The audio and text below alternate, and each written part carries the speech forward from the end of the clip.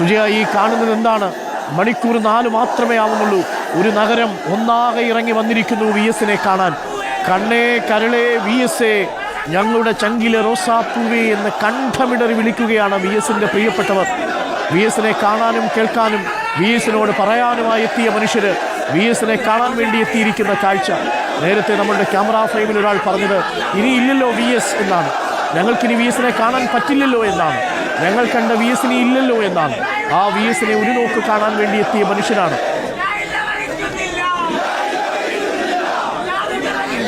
ആൾക്കൂട്ടത്തിനിടയിൽ തലപ്പൊക്കത്തോടെ ഉയർന്നു നിന്ന പോരാളി നിശ്ചേതനായി കിടക്കുകയാണ് ആംബുലൻസിനുള്ളിൽ. തങ്ങളുടെ പോരാളിക്ക് മരണമില്ലെന്ന് ഉറക്കെ പറഞ്ഞുകൊണ്ട് അദ്ദേഹത്തിന്റെ ആവേശമായിരുന്ന ആൾക്കൂട്ടം ചുറ്റും നിന്ന് മുദ്രാവാക്യം വിളിക്കുന്നത് ആദ്യമായി VS കേൾക്കാതെ കിടക്കുകയാണ്.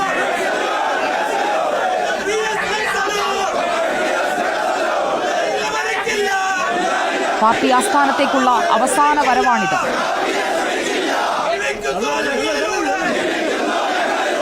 ആംബുലൻസിന് ചുറ്റും ഒരു ആൾക്കൂട്ടമല്ല, അതൊരു ആൾക്കടലായി മാറുകയാണ്. സമരതിരമാലകളാൽ പ്രക്ഷുബ്ധമായൊരു ചെങ്കടൽ ഇതാ ശാന്തമാവുകയാണ്.